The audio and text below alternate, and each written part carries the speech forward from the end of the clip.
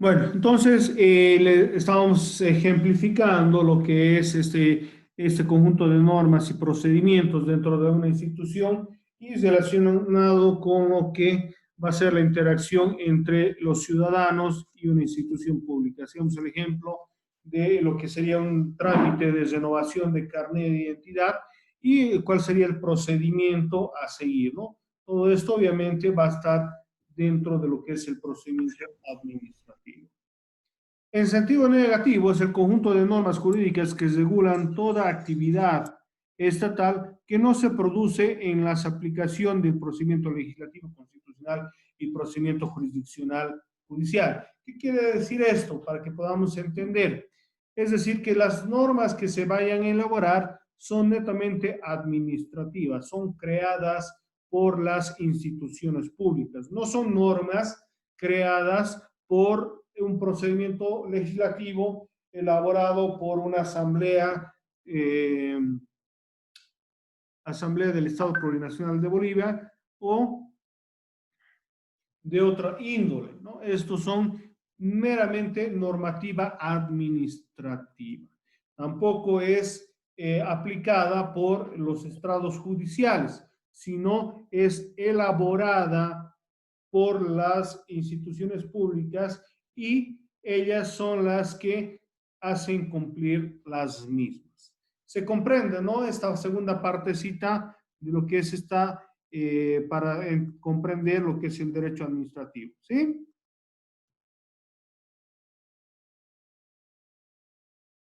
Entonces, tomando el ejemplo del trámite de renovación de carnet, no necesitamos realizar una solicitud a otra instancia más que a la misma institución pública.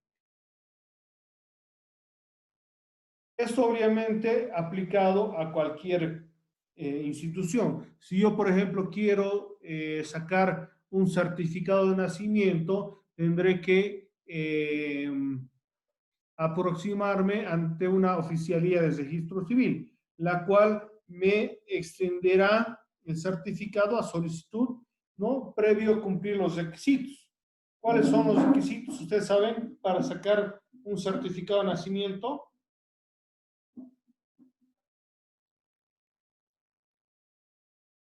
Doctor, requisitos para el certificado de nacimiento.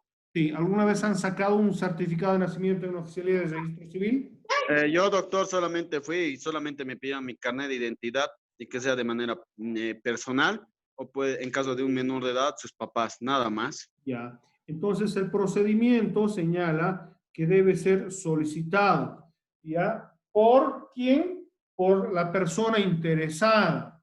Yo no puedo, digamos, como abogado, como Mijail Alberto González, ir a una oficialía de registro civil y pedir un certificado del ciudadano Iván Gustavo Balda Guzmán. ¿Por qué? Porque se me va a rechazar esa solicitud, porque el procedimiento señala de que todo certificado de nacimiento será emitido únicamente a la persona dueña de esta o algún familiar cercano. Los padres pueden sacar de sus hijos menores o los hijos pueden sacar de sus padres, de sus hermanos.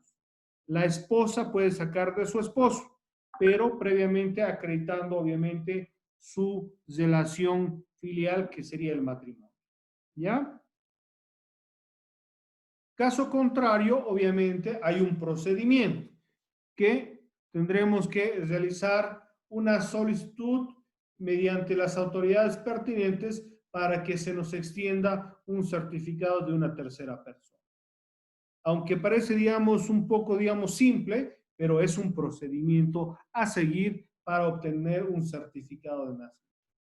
Igual, cuando vamos a la Policía Boliviana Nacional y queremos sacar nuestros antecedentes policiales, igual hay un procedimiento. Tenemos que tenemos que hacer un depósito bancario, ¿no? Apersonarnos a las oficinas de tránsito, que es la que extiende los antecedentes, bueno, los antecedentes completos, ¿no? Que son de tránsito, de la Fuerza Especial de Lucha contra el Crimen y si queremos sacar antecedentes de la FELC-N, tendremos que apersonarnos ante la Fuerza Especial de Lucha contra el Narcotráfico también, ¿no? También hay el certificado contra antecedentes de la FELC-CB, etc. Entonces, toda solicitud que queramos hacer en una institución va a cumplir un procedimiento, sea este sencillo o sea, digamos, complicado, pero va a haber un procedimiento el cual va a establecer cuáles son los pasos a seguir para obtener el resultado que estamos buscando, ¿ya? Es la disciplina jurídica que regula toda actividad estatal que se relaciona con los elementos esenciales del proceso administrativo: planificación, programación, organización, dirección, control, sanciones disciplinarias y correctivas.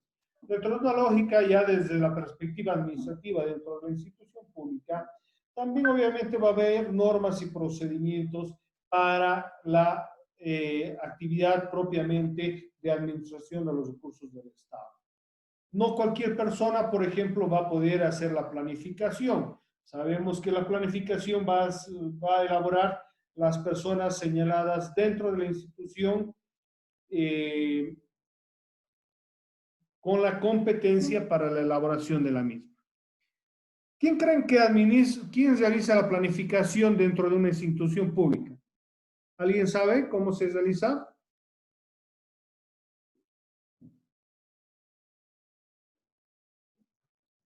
¿Alguien sabe? O si no saben, díganme también para que, digamos, yo señale cuál es el procedimiento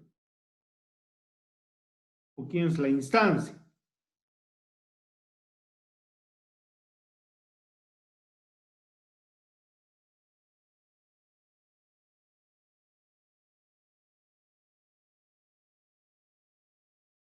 Bueno, ya supongo que con el silencio quiere decir que nadie sabe cuál es el procedimiento.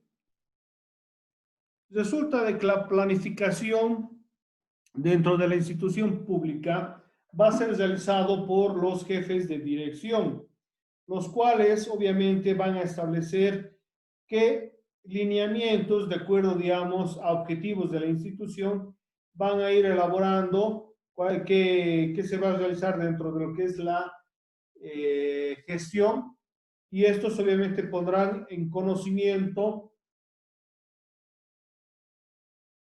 de la MAE, de la máxima autoridad de la institución, para que estos se consoliden y se presente, digamos, lo que se denomina programa operativo anual, que va a ser obviamente la planificación de lo que va a realizar la institución pública. Ahora, dentro de una lógica, el portero, por ejemplo, o una persona, digamos, de rango medio o inferior, no va a realizar estas actividades, sino hay personal claramente identificado dentro de las instituciones quienes van a realizar esta planificación. Mientras que otros simplemente van a ser ejecutores de los planes que se han programado. ¿Ya?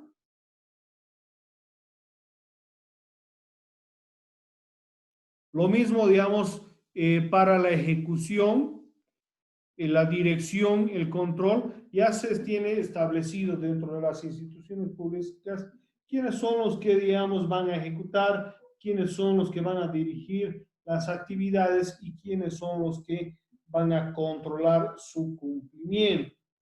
Y por último, el control que se va a realizar, si se ha cumplido o no se ha cumplido estas actividades dentro de la institución pública, para determinar lógicamente la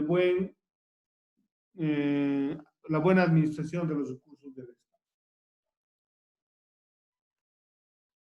Si pretendemos una definición que tenga por componente esencial a la administración pública, considerada esta como conjunto de orgánico de entes, diremos que el derecho administrativo es el conjunto de normas jurídicas de derecho público interno que regulan la organización, funcionamiento de los órganos administrativos y sujetos estatales. Entonces, tanto instituciones como funcionarios deben manejarse en virtud a estas normas de derecho administrativo que les va a guiar para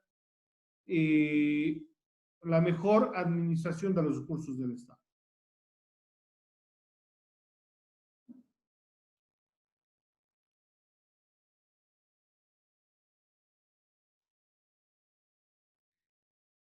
Habíamos visto respecto a lo que es la legalidad, ¿no? Que todo acto administrativo se presume que es legal. ¿A qué se refiere con esta legalidad de las actividades de la institución pública?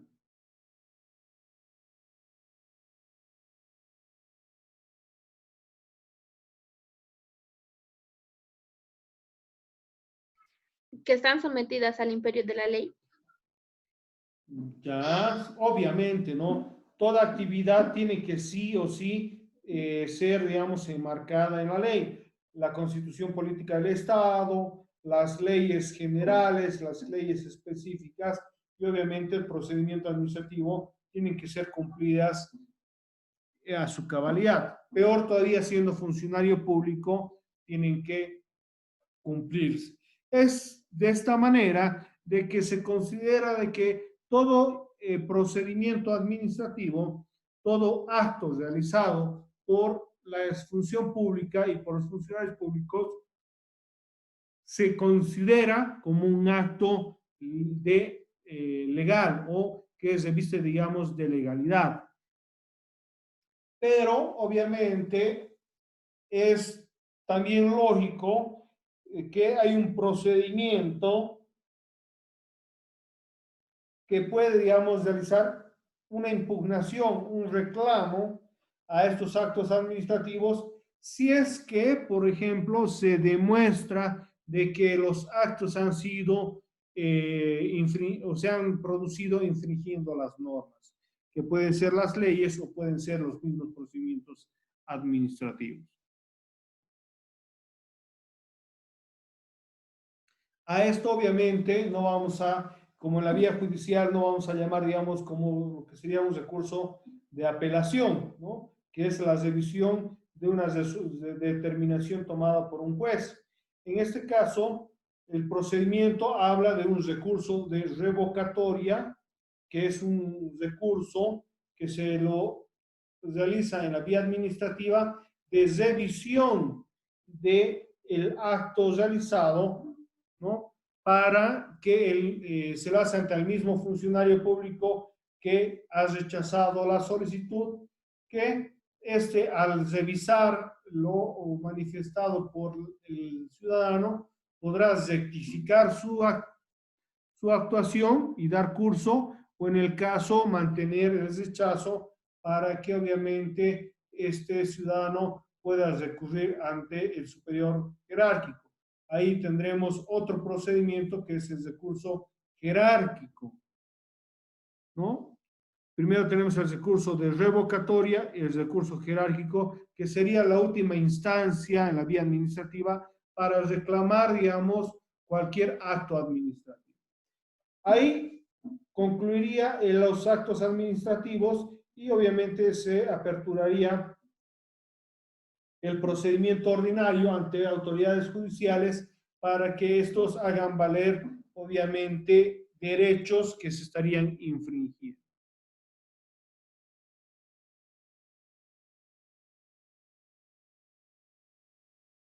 Se habla de que no puede existir tuición administrativa de otros entes, pero sin duda se debe agotar todas las instancias administrativas para recurrir recién a la vía ordinaria, ¿no? Eso es lo que un poquito también se establece de que no puede existir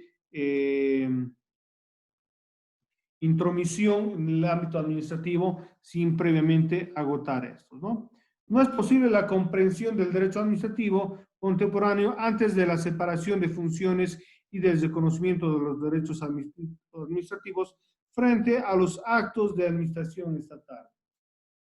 Es claro de que muchas instituciones, al tener un procedimiento, ¿no?, van a tener libertad de actuación. El que otras instituciones quieran tomar alguna participación dentro de una institución pública, obviamente va a ser restringida, aunque puede haber sus excepciones. Por ejemplo, los asambleístas nacionales, los diputados, los senadores, dentro de sus atribuciones va a ser, por ejemplo, el fiscalizar que se realice correctamente las instituciones, ¿no? Y estos obviamente podrán fiscalizar si una X institución está vulnerando derechos, pero obviamente ahí no estaríamos hablando de que la Asamblea Legislativa va a entrometerse en los actos administrativos, sino simplemente son de fiscalización.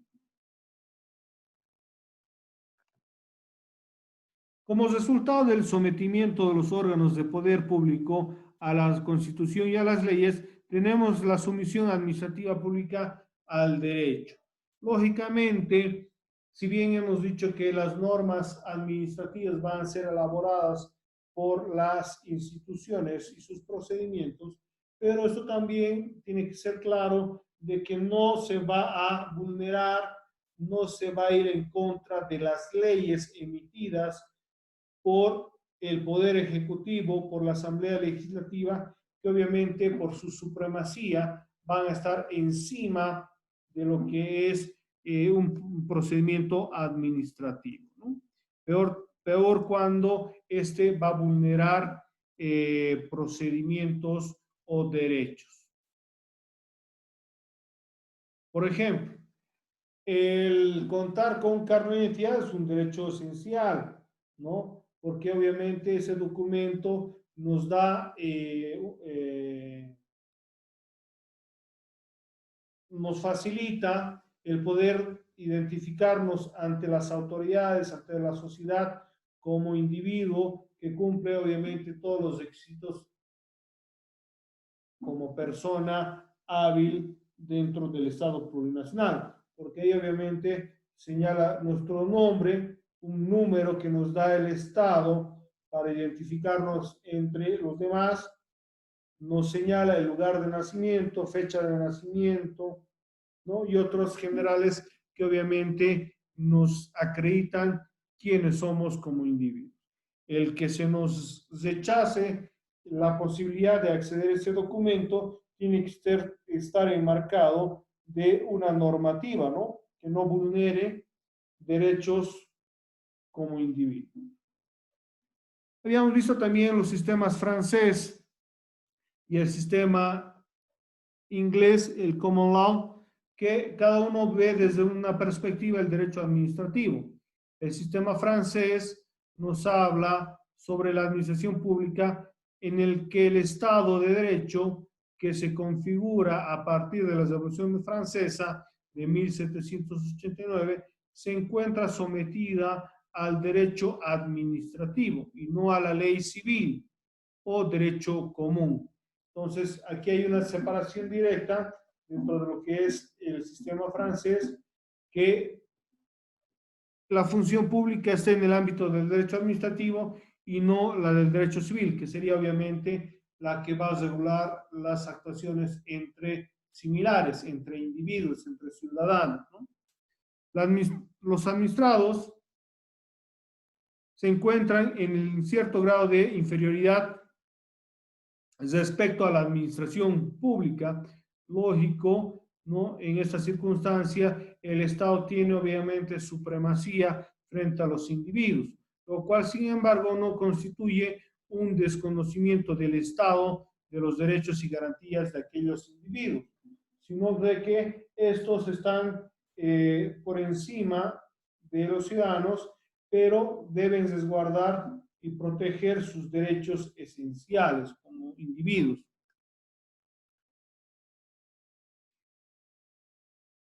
Las instituciones públicas en el sistema francés, obviamente prevalece el derecho colectivo sobre el derecho individual. Es una visión, obviamente, que tienen en Francia.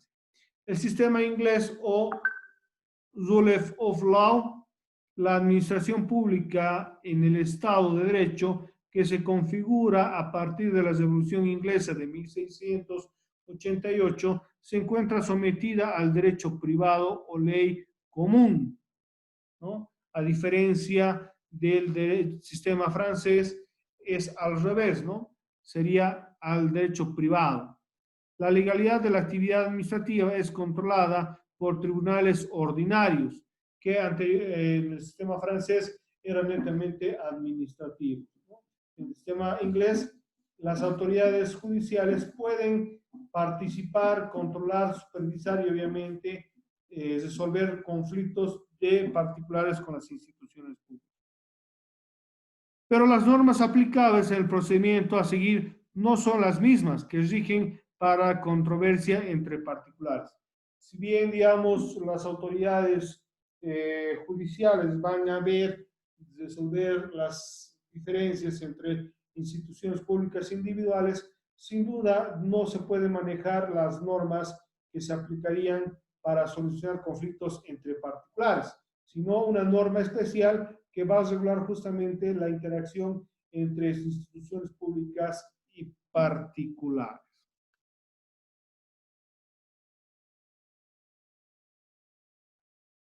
Las fuentes del derecho, habíamos estado revisando, que es la Constitución Política del Estado, ¿no? Porque obviamente la Constitución Política del Estado va a ser la norma más grande que tenemos en nuestro país, en virtud, obviamente, a lo que es la pirámide de Kelsen, que antepone la Constitución ante cualquier otra normativa de menor jerarquía, ¿no? ¿Y qué dice la Constitución pública referente a lo que son las instituciones públicas? Esta da vida a las instituciones públicas porque en estas reconoce la existencia de algunas instituciones públicas, por ejemplo, la Asamblea, los cuatro órganos del Estado, el órgano ejecutivo, legislativo, judicial y electoral, y por consiguiente también hay normas que van a reconocer, por ejemplo, a las Fuerzas Armadas, a la Policía Boliviana Nacional, a las universidades públicas y a lo que serían algunas instituciones propias del Estado. Y en virtud a esta, lógicamente, se va a ir manejando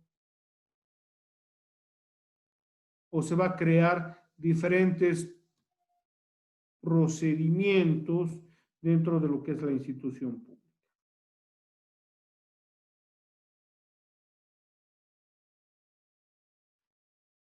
Vamos a revisar un poquito a ver el texto donde tenemos.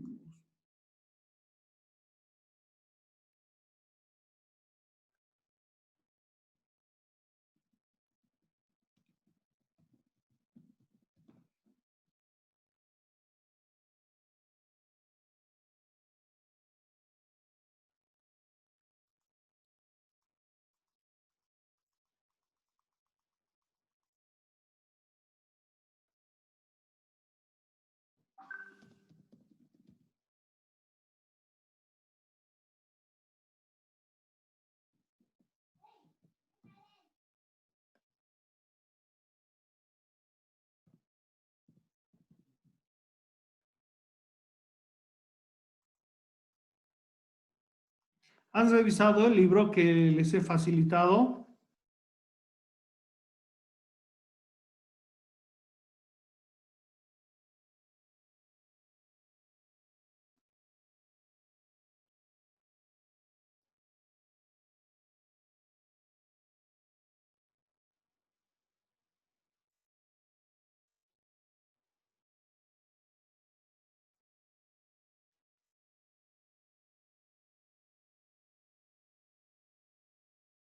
¿Me escuchan? Sí, doctor. ¿Han podido revisar el texto que les envié? El que les estoy mostrando ahorita. No, todavía, doctor. ¿Alguien ha podido revisar el texto?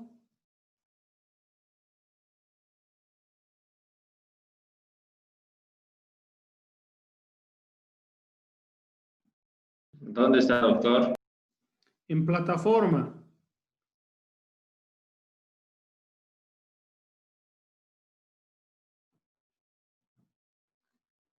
Creo que les he mandado también al WhatsApp. A ver, les voy a pasar al WhatsApp más.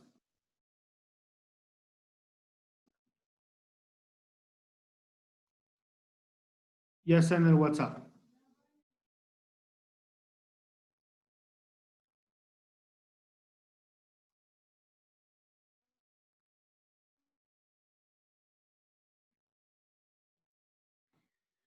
Estamos viendo las fuentes y a ver, vamos a revisar lo que dice respecto a la Constitución Política del Estado. Dice, en la Constitución Política del Estado vigente desde el 7 de febrero del 2009, que es la Constitución vigente hoy en día, encontramos una serie de normas que refieren al objeto del derecho administrativo, entre las que podemos citar las referidas al régimen de centralización y autonomías señaladas en el artículo primero, a las organizaciones de los órganos ejecutivo nacional y a las atribuciones del presidente del Estado, de los ministros de Estado, al Consejo de la Magistratura, ahí tenemos los artículos correspondientes, al órgano electoral plurinacional, la Contraloría General del Estado, que es una instancia que obviamente es creada por la Constitución para poder supervisar, controlar las instituciones públicas, el buen manejo de los recursos del Estado, ¿no?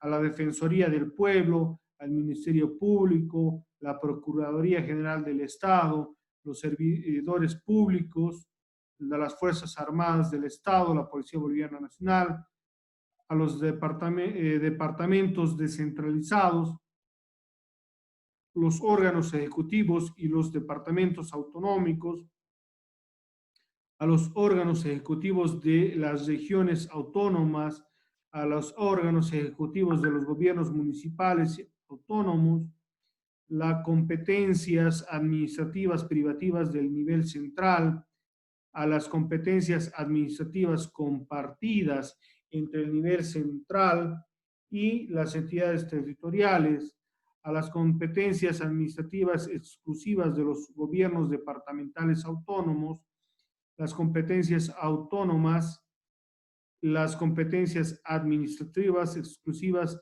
de las autonomías indígenas, originarias y campesinas, y las empresas y entidades económicas de propiedad estatal, a la administración estatal de los recursos naturales, a la función del Estado en la economía, a las políticas económicas, a las políticas fiscales, a las políticas monetarias, a las políticas financieras, a los bienes y recursos del Estado y sus atribuciones.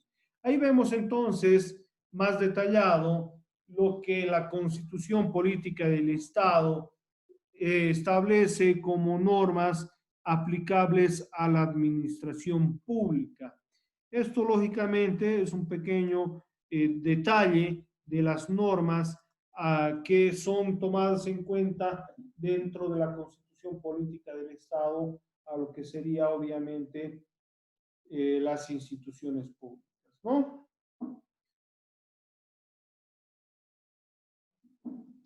¿Algún comentario, por favor?